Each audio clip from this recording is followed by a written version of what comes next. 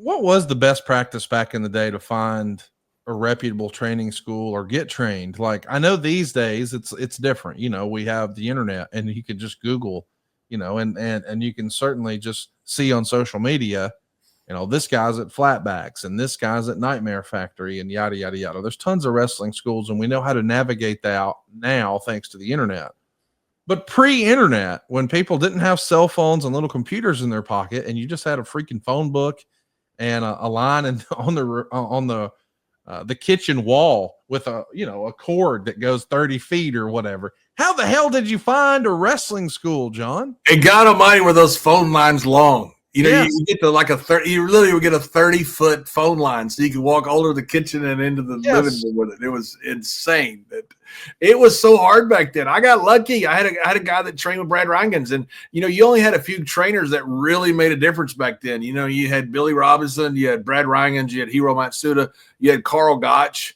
I mean, you didn't have that many trainers that were really legendary. And you wanted to find one of those guys, because if you found one of those guys, and people knew that if you trained with those guys, and it's always been that way. You know, go back to Farmer Burns. You know, you couldn't break in the business back, you know, around 1915. Mr. Briscoe told me, because he was only 40 years old back then, if you weren't trained by Farmer Burns. But it was hard during my day, because unless you were trained by one of these guys. And if you were trained by Carl Gotch or Brad Reingens or Hero, people knew you were trained well. People knew you had been through absolute hell to get through, and people wanted to use you. It was tough when they said, "Oh, I was trained by so-and-so," and you like some person that didn't have a huge name. It was tough to get a job if you weren't trained by one of those guys. And to answer your question about finding them, I have no idea how you'd find them. I got lucky because I played football with Randy Thornton with a guy who knew Brad and hooked me up with Brad. And Brad, you know, I think that's where I got the number even. Must have been, because you didn't have the internet back then. And so I was lucky to get hooked up with Brad, but I would have had no idea how to get hooked up if I hadn't ran into a guy like Randy Thornton. As best you understand, the Undertaker's real trainer, not Buzz Sawyer, was Perry Action Jackson. Is that right? I think so, yeah. He had Perry at the, who was part of the Blackbirds with the Iceman King Parsons, who was the nemesis to the Freebirds. Good tag team, really good tag team, good worker. Perry was a very good worker, Action Jackson. And, Taker had him at his Hall of Fame speech, because Perry had saved him one time also from, I think, getting stabbed or getting shot or something. And so, but yeah, Perry was the one I think that really helped him. Let's talk a little bit about what makes a good trainer. Just your 2 cents and your opinion, because that's what this is. I'm sure there's no wrong way to do it. There's just different ways to get there. What do you think, if someone listening to this was interested in trying to try their hand at professional wrestling, how do you identify a good trainer, John? I think you identify it by the outcome of the guys that come through. I think that's the only way you can identify is by their success of guys that they've trained, because you have some really good talent that weren't good trainers. I mean, you look at guys that are great athletes, in different sports. They don't always become good coaches, but sometimes you have guys who weren't that great athletes become great coaches. Now, all these guys I mentioned were great athletes. And, to me, see, Brad Reingens was great. I mean, it was almost, and I say this in a loving way, we worked almost subhuman ways, training with these freaking logs, suplexing these logs, all this Greco-Roman. I mean, it was brutal, but Brad was great to us. Brad never mistreated us. Brad never took advantage of us. I had to work with Brad. I had to shoot with Brad every day for conditioning. And, Brad stretched me for 3 months, but he never hurt me. He took care of me. Some of these guys did. And I think that was wrong. I think that was, guys would hurt them because they could. And that's just chicken shit. That's just taking advantage of somebody. So you kind of had to watch with these guys. But I think the way you figured out who these good trainers were was by the people that they produced. And all 4 of those guys produced great talent. We got to talk a little bit about, the big break that happens in WCW, at least in my mind. And this is kind of like real sports in this regard. Sid Vicious gets injured taking Scott Steiner's Tilt-A-Whirl Slam. Somehow he winds up with a punctured lung during that process. Any fun at all. Why are you laughing at that? Because Sid can get hurt walking across the floor. Sid, I love Sid. Sid was a great guy. He is Sid had one of the greatest bodies of all time. But he would take every summer off to play softball. Sid was just nuts. I roomed with Sid a couple times. I love Sid. I don't mean this in a disrespectful way, but boy, Sid was different. So he gets hurt, and now that creates an opportunity because at the time, Sid is one half of a tag team called the Skyscrapers.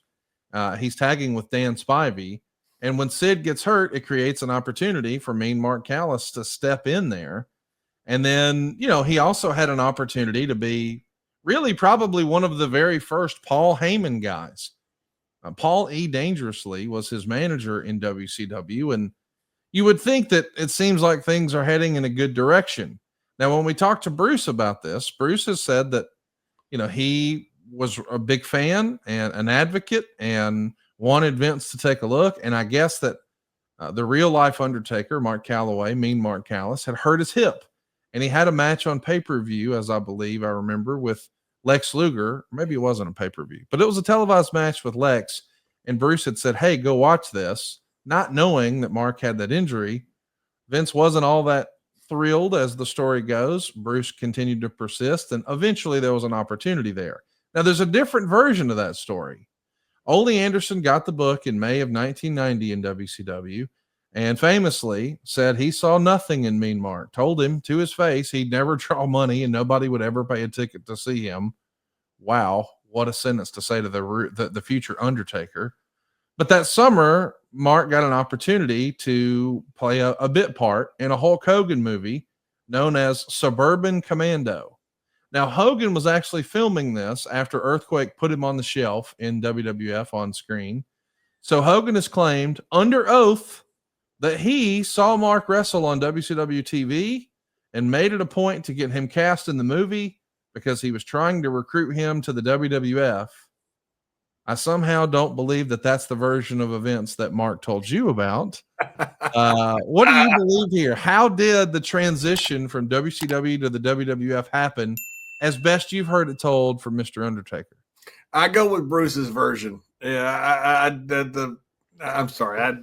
There's a lot of heat now with the Undertaker, I believe, and Hogan, and I think some of it probably comes about from Hogan taking credit for Undertaker's success because I don't think that was probably true. That was something that I think Bruce's story. By the way, how bad is Ole? He ran Georgia Championship Wrestling in the ground too. I mean, just a goof.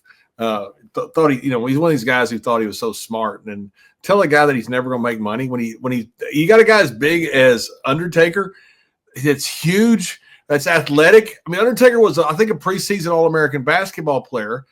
He was a great athlete, or is a great athlete. He's older now, like all of us, but he was a great athlete. And you're telling a big guy like that he's not going to draw money. I mean, it's crazy.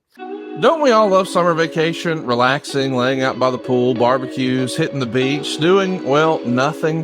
Well, how about a summer vacation from your house payments? With SaveWithConrad.com, you can do just that. Reduce your monthly payments by making the equity you built up in your home work for you.